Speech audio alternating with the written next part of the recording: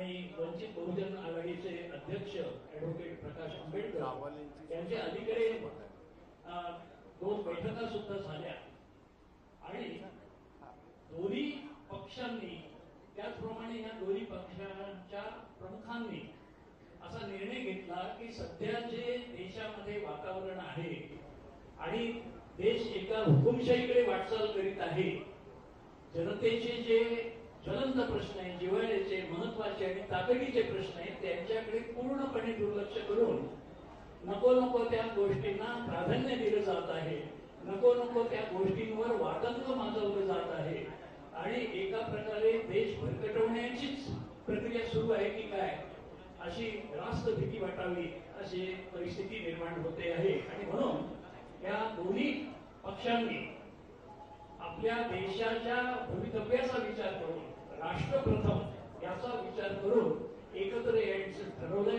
आणि जे काही पुढे संकट वाढून ठेवलेलं आहे किंवा ज्याचे संभाव्य संकट म्हणता येईल त्याला रोखण्यासाठी ह्या दोन्ही शक्तींनी एकत्र येण्याची नितांत आवश्यकता लक्षात घेऊन आज आता हे युतीची घोषणा करण्यासाठी ह्या दोन्ही पक्षांचे हे 2 प्रमुख नेते माननीय उद्धव ठाकरे आणि माननीय प्रकाश आंबेडकर हे आज या व्यासपीठावरून आपणाला आपल्या मार्फत सर्व महाराष्ट्राला आणि देशाला संबोधित करणार आहेत.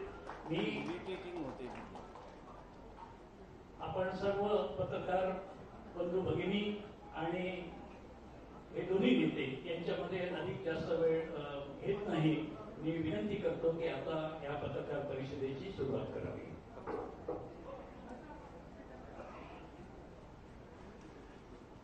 आज 23 जानेवारी आहे. हिंदू हृदय सम्राट शिवसेना प्रमुखांचा जन्मदिवस आणि मला एका गोष्टीचं समाधान आहे, आनंद आहे की ज्या एका स्वप्नाची महाराष्ट्रातील जनता आतुरतेने वाट पाहत होती, यापूर्वी सुद्धा हा प्रयत्न झाला होता, नाही याच्यात भाग नाही, पण प्रकाशजी आणि आम्ही आज पहिल्या प्रथम एकत्र एका व्यासपीठावरती आणि पुढची वाटचाल एकत्र करण्यासाठी म्हणून या वास्तूमध्ये आलेलो आहोत. आणखी एक गोष्ट आनंदाची म्हणजे साहजिकच आहे, आंबेडकर आणि ठाकरे या नावाला एक इतिहास आहे, एक पार्श्वभूमी आहे. माझे आजोबा आणि प्रकाशजींचे आजोबा हे समकालीन आणि एकमेकाचे स्नेही होते. दोघांनी त्यावेळेला समाजातील वाईट रूढी परंपरा याच्यावरती प्रहार केले, आघात केले. त्याच्याबद्दल आम्ही दोघांनी काही सांगण्याची आवश्यकता नाहीये. आणि आता जे राजकारणामध्ये चाललेलं आहे, राजकारणामध्ये काही वाईट परंपरा आणि चाली चाललेल्या आहेत, त्याच्यावरती आघात करून त्या मोडून तोडून टाकण्यासाठी या दोन्ही पिढ्यांचे वारसदार आणि त्यांच्यासोबतचे आमच्या आजोबांनी वडिलांनी दिलेले जे काही जीवाला जीव देणारे सहकारी आहेत ते एकत्र येऊन देश प्रथम हा जो एक आता सुभाष देसाई तुम्ही जो शब्द वापरला तो फार महत्वाचा आहे. प्रथम देश ही, कारण एक भ्रम पसरवला जातो आणि नेहमी हुकुमशाहीकडे वाटचाल ही अशीच होती.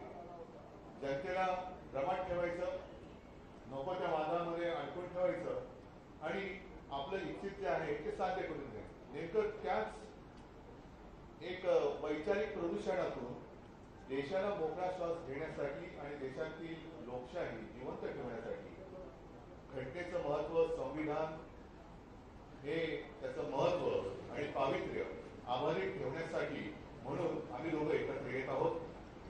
ठीक आहे, पुढे राजकीय वाटचाल कशी असेल, आणखी पुढे काय करता येईल, या सगळ्या गोष्टीचा त्या वेळेला जेव्हा जशी वेळ येईल तेव्हा आम्ही विचार विनिमय करून पुढे जाऊच.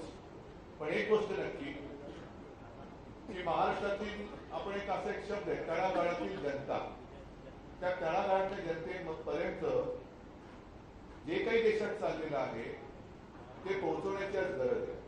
कारण त्यांना आता काल परवाकडे आपले माननीय पंतप्रधान मुंबईत येऊन गेले, सभेला कोण आले होते, कुठून आणले गेले होते, त्यांना काय सांगितलं गेलं होतं, या सगळ्या गोष्टी आपल्याच माध्यमातून आम्ही वाचलेल्या आहेत, पाहिलेल्या आहेत, ऐकलेल्या आहेत. तो एक भ्रम निर्माण करायचं, निवडणुका आल्यानंतर त्यांचा म्हणजे गरिबांचा उदो करायचा, गरिबांनी मतदान केल्यानंतर मात्र गरीब त्यांच्याकडे म्हणजे त्यांना घरं नसतात, रस्त्यावरती आणि यांची उड्डाणे चालू. तर हे आता कुठेतरी थांबवण्याची गरज आहे आणि म्हणून आम्ही एकत्र आलेलो आहोत. साहजिकच आहे, प्रकाशजींचं एक काय मनोगत असेल मत व्यक्त केल्यानंतर तुमच्या मनात काही शंका कुशंका असल्यास असायची काही आवश्यकता नाहीये, पण काही प्रश्न असतील तर आम्ही त्यांना उत्तरं देतो.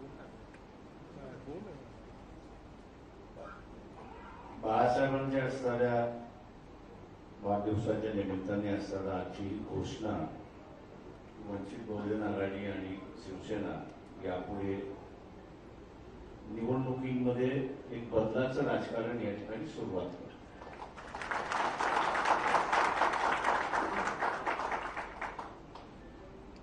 जनता दलाचा असताना कोणीही आजही त्याचा जाहीरनामा आपण जर काढला तर त्या जाहीरनाम्यामध्ये शेवटचं असणारं एक कॉलम होतं आणि ते म्हणजे आम्ही मंडल कमिशन त्या ठिकाणी लागू केलं. आणि दुर्दैवाने जनता दलाचा पक्ष जो आहे तो त्या मंडल कमिशनवरतीच पडला अशी असणारी परिस्थिती. सामाजिक प्रश्नाला ज्या ज्या वेळेस या ठिकाणी हात घातला जातो त्या त्यावेळेस समाज व्यवस्थेमधली गणित बदलतात, हा त्याच्यातला महत्वाचा भाग आहे. गेली अनेक वर्ष उपेक्षितांचं राजकारण याची सुरुवात व्हावी म्हणून आम्ही असा प्रयत्न त्या ठिकाणी केला. जी चळवळ आम्ही असं चालवत होतो तिला आमच्याच मित्रपक्षाने गिळंकृत करण्याचा प्रयत्न केला किंवा मर्यादित करण्याचा असणारा प्रयत्न केला, पण तो आम्ही जुमानलो नाही. आंदोलन करत राहिलो, लढत राहिलो आणि अपेक्षा मी असणाऱ्या या ठिकाणी बघतोय. जिंकून येणं हे मतदाराच्या हातामध्ये आहे, ते काही राजकीय पक्षाच्या हातामध्ये नाही. परंतु उमेदवारी देणं हे असणाऱ्या राजकीय पक्षांच्या हातामध्ये आहे किंवा त्या उमेदवारीच्या स्वरूपामध्ये त्याचं सामाजिकरण होईल, त्याचं सार्वत्रिकरण होईल ही अपेक्षा मी या ठिकाणी बाळगतोय. त्याला मीच डिफाईन केलेलं आहे की ह्या महाराष्ट्राची सत्ता 169 कुटुंबांमध्ये होती, त्याच्यामध्ये 10 कुटुंबात असणारं वाढ झालेली आहे. नातेवाईकांचं राजकारण जसं वाढत गेलं तस तसं महाराष्ट्रातलं दिशांचं जे राजकारण होतं, मुद्द्यांचं जे राजकारण होतं, गरिबांचं जे राजकारण होतं हे बाजूला पडत गेलं आणि भांडवलशाहीचं, लुटारूंचं अशी सत्ता त्या ठिकाणी सुरुवात झाली अशी असणारी परिस्थिती आहे. नव्या गोष्टी मांडण्याची गरज आहे असं मी त्या ठिकाणी मानतोय. एका काळी अर्थव्यवस्थेमध्ये मोठ्या इंडस्ट्रीची गरज होती आणि ती आपण असताना भागवतो, पण आज असताना शेतीला जोडधंदा आपण असताना म्हणतो, पण शेतीची प्रक्रिया करणारे उद्योग याची आपण असताना चर्चा करत नाही. मी आज असताना मानतोय की सगळ्यात मोठं असताना एम्प्लॉयमेंट हे काही सेक्टर्स सामान्य माणसाच्या हातामध्ये आपल्याला कशा रीतीने देता येतील, व्यापारी आणि भांडवलदार याच्या हातामध्ये जाणार नाही याची जर दक्षता आपण घेतली तर मी असताना म्हणतो की डॅव्होसला जाऊन असताना मोठमोठे लाख लाख प्रोजेक्ट कधी आलेले मी पाहिलेले नाही. करारनामे फक्त त्या ठिकाणी होतात, पण या शेतीवरती पिकणारा प्रक्रिया करणारी यंत्रणा जर उभी राहिली तर महाराष्ट्रामध्ये प्रचंड मोठ्या प्रमाणात एम्प्लॉयमेंट होऊ शकतं आणि एक नवीन दिशा त्या ठिकाणी देत आहे. अनेक असे प्रश्न आहेत की ज्याच्यावरती चर्चा करून आम्ही असणाऱ्या भूमिका आपल्या समोर त्या ठिकाणी मांडत राहू. अपेक्षा एवढीच आहे की मी शरद पवारांची रिॲक्शन आज वाचली आहे, नवीन नाही. आमच्या दोघांचं भांडण फार जुनं भांडण आहे, शेतातलं भांडण नाही. नेतृत्वातलं भांडण आहे, दिशेचं भांडण आहे. आमच्या बरोबर येतील अशी अपेक्षा मी त्या ठिकाणी बाळगतो.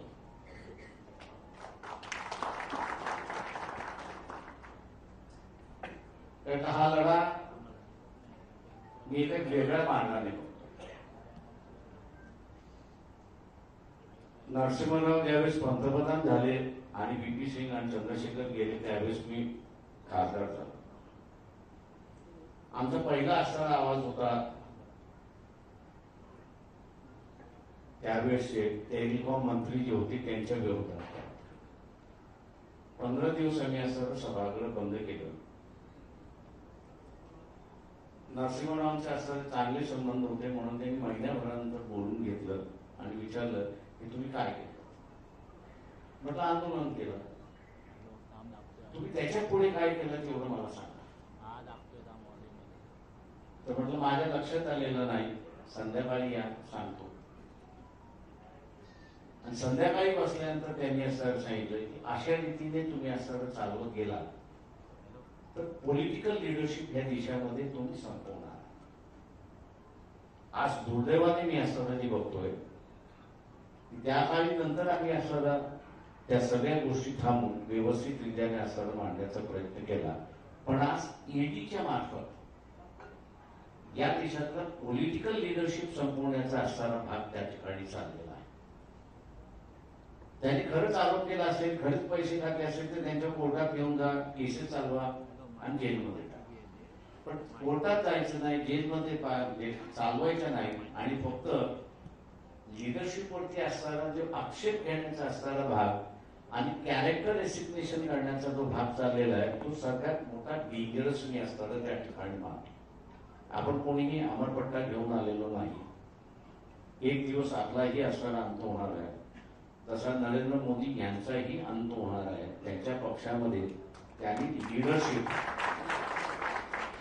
दुर्दैव मी असं म्हणेन की त्यांनी त्यांच्या पक्षामधली सुद्धा लिडरशिप संपवलेली आहे, वरती येऊ दिलेली नाही. मला अनेक मंत्री त्यांच्याकडे असणारे भेटतात आणि सांगतात की आम्ही असणारा फक्त फायली उचलून घेऊन जायचं आणि काढायचं एवढंच आमच्याकडे कामकाज राहिलेलं नाही. बाबासाहेबांनी असं एकदा म्हटलं होतं, क्रायसिस मध्ये पॉलिटिकल लिडरशिप ही डेव्हलप होत असते आणि एखादी आता असताना क्रायसिस या ठिकाणी डेव्हलप झाली तर मला कुठेही नॅशनल पॉलिटिकल लिडरशिप त्या ठिकाणी दिसत नाही. आणि म्हणून स्टेटमेंट आम्ही जे काढलेलं आहे त्याच्यामध्ये राष्ट्र हा सगळ्यात महत्वाचा असं आम्ही त्या ठिकाणी मानतोय. ती पॉलिटिकल लिडरशिप असताना डेव्हलप झाली पाहिजे, तिला उभारली पाहिजे, तिला प्रोटेक्शन दिलं पाहिजे आणि ते करण्याचा आम्ही असं कटिबद्ध या ठिकाणी आहोत. महाराष्ट्रातलं असेल, महाराष्ट्राच्या बाहेरचं असेल, जे प्रादेशिक पक्ष आहेत आणि प्रादेशिक पक्ष स्वतःचं लिडरशिप आणि स्वतःचं संघटन उभं करणार असतील तर त्यांना आमच्याकडून नेहमीच मदत राहील, पाठिंबा राहील आणि त्यांच्या प्रयत्नामध्ये आम्ही असा जेवढा हातभार घालता येईल तेवढा हातभार आम्ही या ठिकाणी घालू. महाराष्ट्राचं एक नवीन ज्याला म्हणता येईल की कार्यक्रमावरती, विकासावरती आपण आणलं पाहिजे अशी असणारी जी परिस्थिती आहे ती निश्चितपणे आम्ही दोघं मिळून या ठिकाणी आणण्याचा प्रयत्न करू. आणि राजकारण हे मुद्देशीर आणि विवेक आणि नीतिमत्तेवरती येईल एवढं बघण्याचा आम्ही प्रयत्न करू, एवढं मी आपल्या समोर सांगतो आणि थांबतो. आपण मी माईक तुमच्याकडे फिरवतो, मी माईक फिरवतो आणि हे करतो. पोहोचवा द्या. अरे ते बोलतात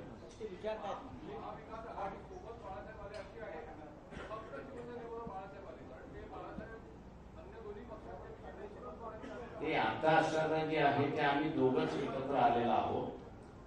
काँग्रेसनी त्याला अजून असताना स्वीकारायचं आहे, स्वीकारतील अशी मी अपेक्षा करतो. मी मगाशी म्हणालो की शरद पवारांचा आणि आमचा असताना फार जवळचं शक्य होतं. किती होतं हे तुम्हाला सगळ्यांना माहिती आहे. पण या आघाडीमध्ये ती येतील अशी आम्ही असताना अपेक्षा करतो किंवा त्यांना असताना आम्ही विनंती करू. एक माझं उत्तर थांबा ना. त्यांच्या प्रश्नाला प्रकाशजींनी उत्तर दिलेलं आहे. प्रकाशजी, आपण आपले आणि राष्ट्रवादी किंवा पवारसाहेबांबरोबरचे संबंध सांगितले. आमचे सुद्धा 3 वर्षापूर्वीपर्यंत कसे संबंध होते हे चर्चाही आहे. परंतु ज्या वेळेला आमच्याही असं लक्षात आलं की फसवणुकीचं राजकारण सुरू होत आहे, त्यावेळेला आम्ही निर्णय घेतला. तसं काँग्रेस आणि राष्ट्रवादी आणि शिवसेना हे 3 पक्ष एकत्र येतील का, एकत्र कसे येऊ शकतील, एकत्र आल्यानंतर आमच्यावरती सुद्धा फार वाईट विचित्र आरोप झाले. पण त्या सगळ्या आरोपांना आणि आरोप करणाऱ्यांना राजकारणात आम्ही पुरून उरलो आणि जवळपास 2.5 वर्ष हे सरकार, महाराष्ट्र महाविकास आघाडीचं सरकार आपण यशस्वीपणाने चालवलं. मुळामध्ये हेतू चांगला असेल तर सगळ्या गोष्टी पुढच्या चांगल्या होतात. आणि मी मुद्दामून आपल्यासमोर माहिती देऊ इच्छितो की असं काही नाहीये की काल रात्री आम्हाला स्वप्न पडलं की चला आपण एकत्र येऊया आणि आज आम्ही एकत्र आलो. यापूर्वी सुद्धा आमच्या काही बैठका झालेल्या आहेत, चर्चा झालेली आहे. काँग्रेस बरोबर सुद्धा चर्चा झालेली आहे, अगदी राष्ट्रवादी बरोबर सुद्धा चर्चा झालेली आहे. आणि महाविकास आघाडीमध्ये आपण येण्यासाठी कोणाची तशी काही ना आहे असं काही दिसलेलं नाही. एक गोष्ट नक्की की काँग्रेस, राष्ट्रवादी आणि शिवसेना हे 3 पक्ष एकत्र आल्यानंतर 3 पक्षांचे काही मित्र पक्ष आहेत. मग आमचं असं ठरलं की महाविकास आघाडीमध्ये ज्या त्या पक्षांनी आपापल्या मित्र पक्षांचं हित सांभाळायचं आणि एकूण जर आपण एकत्र आलो नाही तर मग वैयक्तिक युतीला काय फायदा आहे. वैयक्तिक म्हणजे 2 पक्षाची युती केली आणि महाविकास आघाडीमध्ये काहीतरी 3 तिघाड्या असं करून ठेवलं तर मग या भारत किंवा देश प्रथम हा जो काही सामायिक हेतू आहे त्या हेतूलाच काढला जातो. आणि म्हणून मला असं वाटतं की प्रकाशजी, तुमची आणि आमची शिवसेना आणि दलित वंचित आघाडीची युती तर झालीच आहे, पण त्याचबरोबर आपण महाविकास आघाडीचे सुद्धा एक घटक पक्ष म्हणून पुढे वाटचाल करायला कोणाची काही हरकत नाही. हाच प्रश्न आहे की आज शिवशक्ती भीमशक्तीची घोषणा झाली आहे. महापालिकाच्या निवडणुका आहेत, त्यानंतर लोकसभा आणि विधानसभेच्या आहेत. तर हे जागा वाटप कसं होणार आहे आणि ही युती कशी दिसणार आहे? ही युती विजयी दिसणार आहे.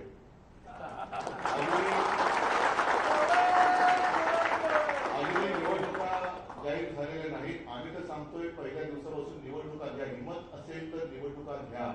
हे माझं त्याही वेळेचं आव्हान, जेव्हा आमची युती नव्हती तेव्हापासूनचं आव्हान आज सुद्धा कायम आहे. लवकरात लवकर ह्यांनी निवडणुका घ्याव्याच. मग जागा वाटप काय असेल, कसं काय असेल तो प्रश्न आमचा आहे. तो विचार केल्याशिवाय आम्ही एकत्र आलेलो नाही. पण आज सुद्धा माझं तुमच्या सगळ्यांच्या माध्यमातून या गद्दारांना म्हणा आणि त्यांच्या गद्दारांच्या राजकीय बाबदाऱ्यांना आव्हान आहे की हिंमत असेल तर लवकरात लवकर निवडणुका घ्या.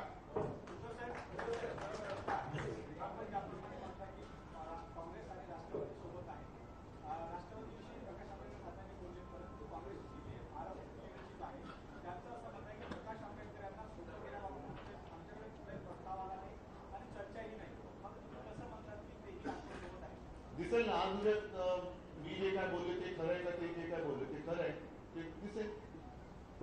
उद्धव साहेब, अजितदादांनी सांगितलं आहे की जर का शिवसेना आणि वंचित बहुजन आघाडी यांची एकत्रित युती होत असेल तर या पुढचं जे काही जागा वाटप असेल ते शिवसेनेच्या म्हणजे महाविकास आघाडीमधला तिसरा पक्ष शिवसेना म्हणून त्यांच्या ज्या काही जागा असतील त्या जागांमधून वंचित बहुजन आघाडीला द्यावे. महाविकास आघाडीमध्ये त्यांना स्थान असेल असं अजितदादांचं म्हणणं आहे. नाही, महाविकास आघाडीमध्ये स्थान असणार. शेवटी अजूनही कोणी कोणत्या जागा लढायच्या हेच मुळामध्ये ठरवण्याची वेळ आलेली आहे, आता गरज आहे. आणि ते ठरवल्यानंतर कोणाच्या वाट्याला कोणत्या जागा, हा जागा ठरल्यानंतर मग कोणी कोणत्या मित्रपक्षाला कसं हे करायचं. जसं आता विधान परिषदेच्या बाबतीत झालं, केली ना आम्ही एकमेकाला मदत केली. त्याच्यामध्ये सुद्धा नागपूरला आम्ही अर्ज भरला होता पण मागे घेतला. नाशिकची जागा ही काँग्रेसला सोडली होती. काँग्रेसच्या उमेदवारांनी काय हे करू नये ते केलं. त्याच्यानंतर मग आम्ही अपक्षाला तिथल्या पाठिंबा महाविकास आघाडीचा उमेदवार शुभांगीताई पाटील सगळ्यांनी मिळून केलं. अमरावतीची जागा काँग्रेसने जिंकलेली होती ती आम्ही काँग्रेसला सोडली, पण काँग्रेसने आमचा माणूस उमेदवार म्हणून केला, आम्ही काही त्याला म्हटलं नाही. त्याच्यामुळे हे सामंजस्याचं राजकारण आता यापुढे करायचं नसेल तर मग मला असं वाटतं एकत्र येण्याचं नाटक कोणी करू नये. उद्धव साहेब इथे साहेब इथे ठाकरे परिवार ने कभी भी जात पात की राजनीति नहीं की है। आज इस गठबंधन के दौरान आपने कहा है कि आपकी प्राथमिकता राष्ट्र होगी, तो क्या ऐसे में समझा जाए कि यहाँ से पॉलिटिकल लाइन आगे गठबंधन में आप जात पात की राजनीति करेंगे या फिर इन सारी चीजों को करेंगे? मेरे पिताजी ने कई बार कहा है की आमचं हिंदुत्व हे राष्ट्रीयत्व आहे. मी त्याने अनेकदा बोललेलं आहे. मैं कोई नई बात नहीं करने जा रहा हूँ. अगर नई बात मैं करता तो बात अलग थी, लेकिन मैंने जो मेरे पिताजी ने कहा है वही बात मैं दोहराता हूँ और उसी राह पर हम चलेंगे. और इसके आगे जाकर मैंने कहा कि पिताजी ही क्यों, मेरे जो दादाजी थे और हमारे दोनों के दादाजी, उन्होंने उस वक्त जो हमारे धर्म में पूरी कुछ हाँ मैं थोडं हिंदी माझं हा एक आता फायदा होणार आहे मला. गलत प्रथाएं उसका विरोध किया. तो हमेशा देश हित सबके सामने पहिले देश नहीं रहेगा तो हम क्या रहेंगे. आणि हिंदुत्व आमचा श्वास आहे, हिंदुत्व हे राष्ट्रीयत्व आहे. हिंदुत्व म्हणजे काय आहे हे सगळं प्रकाशजींनी ऐकलेलं आहे, वाचलेलं आहे आणि त्यांनी सांगितलेलं आहे की आता जी काही शिवसेना पुढे येते ते आम्हाला मान्य आहे. उद्धवजी, आज युतीची घोषणा होते आहे. यापूर्वी अनेक बैठका झाल्या. या बैठकांमध्ये खास करून मुंबई महानगरपालिकेसंदर्भात जागा वाटपाची काही प्राथमिक चर्चा झालेली आहे का? दोन्ही पक्षाकडनं काही आकडे समोर आलेले आहेत का? हे असे सगळे प्रश्न तुम्ही विचारण्यापेक्षा माझं पुन्हा एकदा या सरकारला आव्हान आहे, हिंमत असेल तर निवडणुका घ्या. मग आमच्या युतीचा जागावर काय झालेला आहे, कसं झालेलं आहे, चर्चा काय झालेली आहे ते तसं करण्यापेक्षा आम्ही लढून जिंकूनच टाकू ना.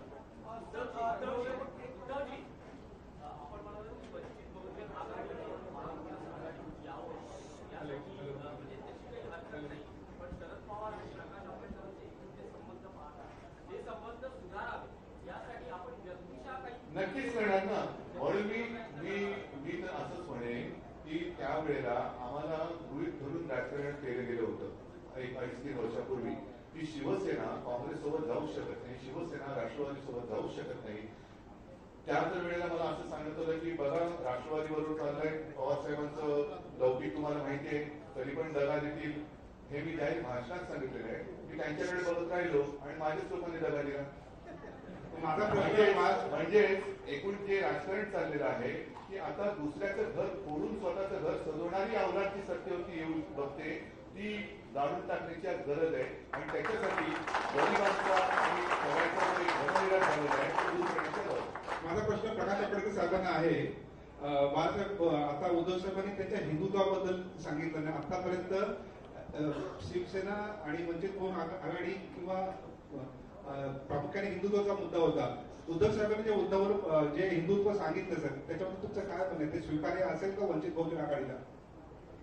मी मागे त्या दिवशी म्हणालो होतो की प्रबोधनकारांचं ते हिंदुत्व होतं आणि त्यांनी असं हे चाललेलं होतं, त्याच्यावरती चालण्याचा असणारा भाग शिवसेनेचा असल्यामुळे समाज सुधारण्याची गरज जी होती ती तुम्हाला असणारं काही वेळेस कडवटपणाने घ्यावी लागते आणि ती प्रबोधनकारांनी घेतली. त्याच्यामुळे ती लाईन सुरुवात राहील असं मी अगोदरच आम्ही ठरवलं असल्यामुळे ती लाईन पुढे जाईल आणि हळूहळू आपल्याला दिसतेच येईल की कशा पद्धतीने जायचं. निगेटिव्ह राजकारण जे आहे हिंदुत्वाचं सध्या RSSचं आणि BJPचं,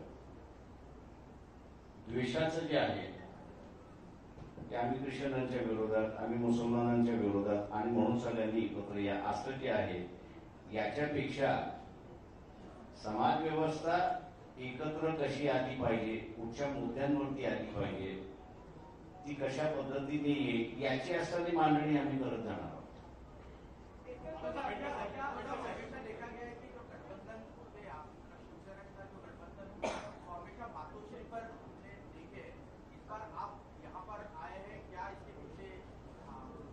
मैं कई दिनों से यहाँ आना चाहता था लेकिन कोई बुला नहीं रहा था मुझे.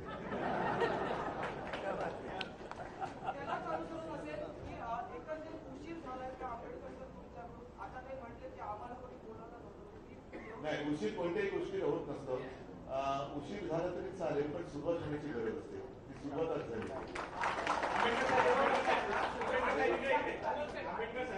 एक प्रश्न आहे की मागच्या निवडणुकीमध्ये लोकसभा आणि विधानसभा निवडणुकीमध्ये सगळ्यात जास्त वंचित बहुजन आघाडीने काँग्रेस आणि राष्ट्रवादीचं नुकसान केलं.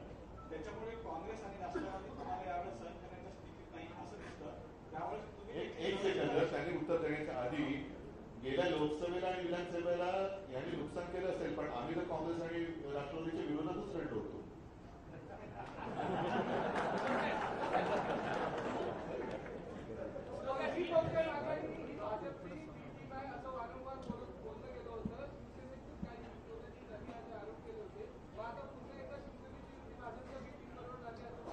जिथे भाजप बरोबर आमची युती होते आणि त्यांनी आम्हाला दगाफटका केल्यानंतर मग किती टीम एबीसीडी काय करायचं, म्हणजे आमची एक टीम बरोबरच युती असताना त्यांनी ती युती त्यांच्या स्वार्थापायी मोडली. आणि अत्यंत नेमकेपणाने प्रकाशजींनी सांगितलं की आत्ताचं जे भारतीय जनता पक्षाचं नेतृत्व आहे त्यांनी त्यांच्याच पक्षातल्या नेतृत्वाची एक फळी कापून टाकलेली आहे. म्हणजे नेमकं यांना राजकारणात करायचंय काय, यांना शत्रू विरोधक नको आहे, ठीक आहे मी समजू शकतो राजकारणामध्ये विरोधक असायला पाहिजे पण त्यांचा पराभव करणं, पण यांना मित्रही नको. म्हणजे मग नेमकं साधायचं काय. आणि म्हणूनच मला असं वाटतं की हे आता आमचं तुम्ही आम्हाला एका धर्म याच्यावरती प्रश्न विचारण्यापेक्षा आज देश कसा वाचवायचा, कारण देशाची वाटचाल ही सरळ सरळ हुकुमशाहीकडे चालल्याचं दिसतंय. आता जी काही न्याय व्यवस्था म्हणून शिल्लक राहिलेली आहे त्या न्याय प्रणालीला न्याय व्यवस्थेला सुद्धा दमदाट्या केल्या जात आहे. हे कोणत्या लोकशाहीचं द्योतक आहे. म्हणजे तिकडे यांना न्याय संस्था सुद्धा आपल्या बुडाखाली घ्यायचे, इतर संस्था याच्या बुडाखाली पाहिजे. मग असं सगळं असेल तर देशात लोकशाही कुठे राहिली. मग जी काय आज काल असताना साक्षात्कार झालेलं आहे रिजिजूना की काय राज्य घटना ही सर्वोच्च आहे, त्या घटनेमध्ये बसतंय का, त्या घटनेत ते बसतंय का. घटनेने प्रत्येकाचे अधिकार हे आखून रेखून दिलेले. मग तुमच्या अधिकारावरती अतिक्रमण करणं हे कसलं द्योतक आहे. म्हणजेच काय की आम्ही तेवढेच देशाचे तारणहार, आम्ही तेवढेच घटनेचे रक्षक, हा एक सर्वदूत समज करायचा, भ्रम पसरवायचा आणि त्याच्या आडून मला पाहिजे तेच करणार, हे जे काय चाललेलं आहे ना ते मोडून काढण्यासाठी आमची युती.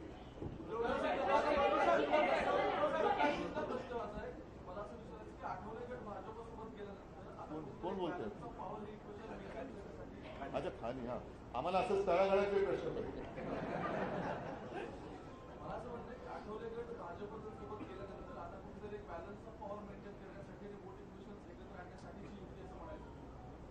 कोणाला प्रश्न आहे.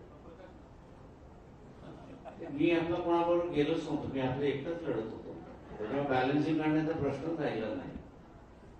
त्याच्यामुळे आता असताना जो आहे ही पॉलिटिकल युती, सोशल युती असं आपण असं समजलं तर अधिक चांगलं होईल.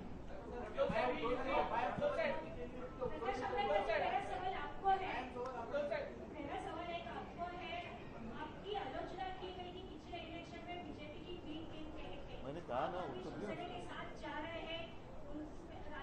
एनसीपी और कांग्रेस के साथ आपका कैसा आगे गठबंधन कैसा रहेगा, आपकी राजनीति उनके साथ कैसी रहेगी. देखिए सवाल जो आपने जो पूछा है वो लोकसभा के वक्त जो है कांग्रेस और एनसीपी दोनों का ये सवाल था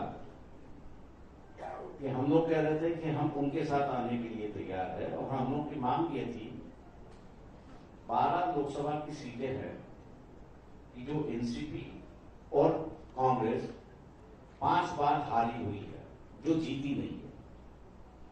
हम उनसे ये कह रहे थे कि भाई इन 12 सीटों में से आप हमसे शेयर कर दीजिए. कांग्रेस शेयर करने के लिए तैयार नहीं थी. अब वजह क्या है मैं आज नहीं बताना चाह रहा, लेकिन जब उनको पता चला कि एमआईएम के साथ में हम लोगों का जो समझौता था वो उनके लिए दिक्कतें खड़े कर रहा है, तो उन्होंने ही आरोप लगाया, कांग्रेस और एनसीपी ने आरोप लगाया कि हमको जो है वो बीजेपी ने खड़ा किया. सवाल यह है कि उनको जीतना था या हारना था.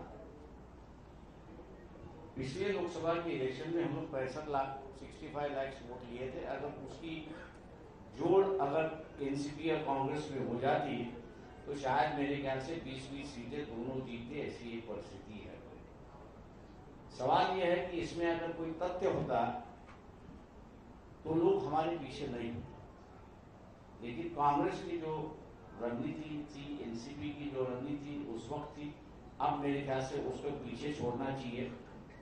जो बातें हो गई उसको हम लोग ने भूलना चाहिए नया रास्ता अपनाना चाहिए, और इसलिए मैं नया रास्ता अपनाने से कह रहा हूं कि जो डिक्टेटरशिप आ रही है, आज मैं लोगों से कह रहा हूं कि आज तक राजनीतिक पार्टी और राजनीतिक नेता ही आरोप कर रहे हैं कि डिक्टेटरशिप आ रही है। अब मैं लोगों को डिसाइड करने को कह रहा हूं कि बीबीसी की जो फिल्म है 2004 की बात है, 2 बार उसके बाद मोदी जी को प्राइम मिनिस्टर लोगों ने बना दिया। मतलब उस इंसिडेंट का लोगों पे कोई असर नहीं हुआ। ये परिस्थिति होने के बावजूद भी आज 2022 में बीबीसी कुछ दिखा रही है तो हम उसको टॉलरेट नहीं कर रहे, हम उसको सहने के लिए तैयार नहीं है। मैं आप लोगों से ये पूछ रहा हूं कि ये जो मानसिकता है कि हम किसी को सहन करने के लिए तैयार नहीं है, क्या ये निर्देश करती है या नहीं करती है कि हम लोग डिक्टेटर की ओर बढ़ रहे हैं और एक नया डिक्टेटर इस देश में पैदा हो रहा है? इसका फैसला आम लोगों ने लेना चाहिए और आम लोगों ने अपनी राय बनाना चाहिए। ये अब हम लोगों से कह रहे हैं। मैं उम्मीद करता हूं कि आम जनता जो है इस पर सोचेगी और अपने विचार रखेगी। उद्धव साहब, आपसे सवाल यह है कि अभी आपने कहा कि राष्ट्र प्रथम, ये आपका एक नारा है या ये एजेंडा है। हमेशा बीजेपी भी कहते आ रही है कि राष्ट्र प्रथम, तो आपका एजेंडा उनके एजेंडा से अलग कैसे है? जैसे हमारा हिंदुत्व तो उनके हिंदुत्व से अलग है वैसे ही।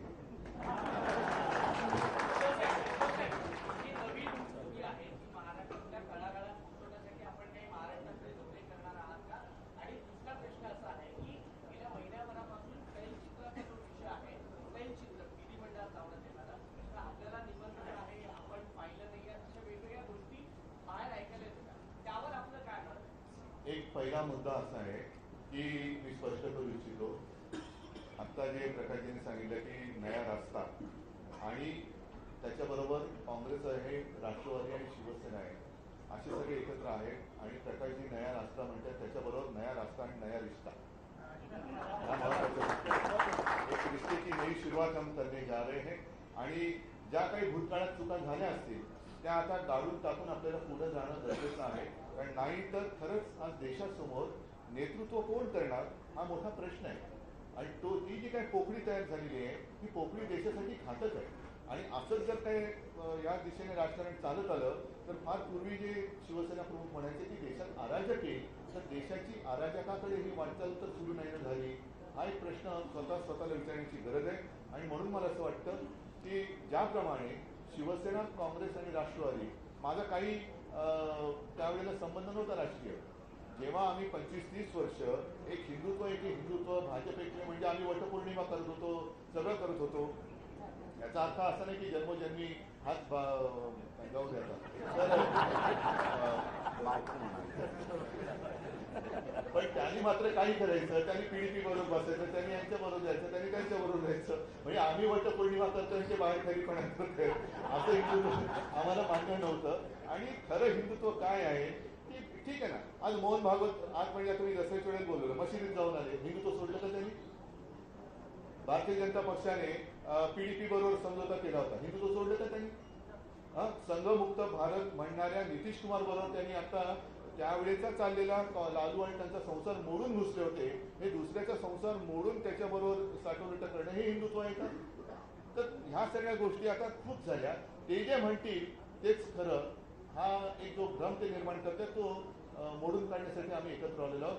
आणि साहजिकच आहे, ज्या वेळेला एकत्र येऊन वाटचाल कशाला म्हणतात, ती वाट चालली पाहिजे आणि त्याच्यासाठी महाराष्ट्रभर जिथे जिथे जाण्याची गरज असेल तिकडे मी जाणार.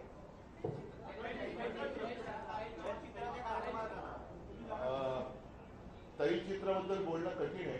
याचं कारण शेवटी मला असं वाटतं आज संजय राऊत यांनी सामन्याचा अग्रलेख चांगला लिहिलेला आहे. त्याच्यात त्यांनी मंबाजी वगैरे असं त्याचं सगळं तुम्हाला माहिती आहे की काय घिसाळघाई चाललेले आहे. त्याच्यावरती आता थोडंसं मी संध्याकाळी बोलत नाही, आता सगळं बोलत संध्याकाळी तुम्ही येणार नाही.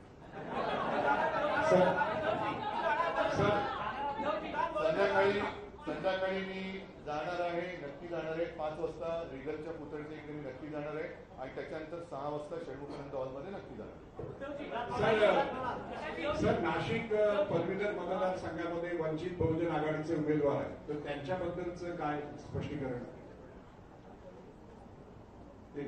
युतीचं जे आहे ती चर्चा आज जाहीर झाली अशी असणारी परिस्थिती आहे. इलेक्शन जे आहे ते अगोदर सुरुवात झालेलं आहे. जेव्हा पॉलिटिकल पार्टीजनी आपापल्या असणाऱ्या भूमिका घेतलेल्या आहेत त्या इलेक्शन मध्ये आणि आजच्या याच्यामध्ये फरक असं त्या ठिकाणी मानतो. ते इलेक्शन तसेच चालत राहतील. रिझल्ट जे येतील ते लोकांसमोर 30 तारखेला त्या ठिकाणी दिसतील. पण याच्या पुढची जी वाटचाल मी जसं म्हणालो, एक नया रास्ता म्हणून जो आहे तो आपल्याला त्या ठिकाणी दिसेल.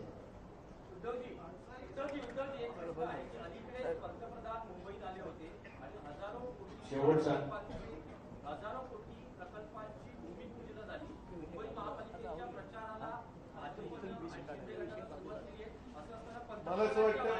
मला असं वाटतं की भ्रष्टाचार हा सगळ्यात महत्वाचा मुद्दा. मला असं वाटतं की या काही मुद्द्यावरती मी आज संध्याकाळी बोलणार आहे. म्हणून आता एक राज्याच्या आणि देशाच्या दृष्टीने एक महत्वाचं एक पाऊल आम्ही दोघं टाकतोय ते म्हणजे शिवशक्ती भीमशक्ती एकत्र येणं. त्याच्यासाठी देशाचा विचार करणं साहजिकच आहे. याचा अर्थ आम्ही कोणी काही धर्म सोडून कुठे काय पुढे जाणार आहोत अशातला भाग नाही. पण देश हा आमचा धर्म आहे, माणुसकी आमचा धर्म आहे. त्यांनी जो काही धर्म स्वीकारलेला आहे, माझा धर्म जो काय आहे तो त्याच्यात एकमेकाच्या आड कुठे न येता दोन्ही धर्म आणि त्यातल्या वाईट रूढी परंपरा दूर करण्याचं काम मी मागाशी सांगितलं की दोघांच्या आजोबांनी केलं.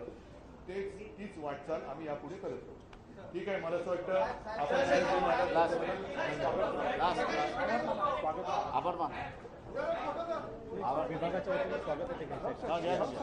या ठिकाणी कोणी बोलायचं नाही विभागाच्या वतीने आणि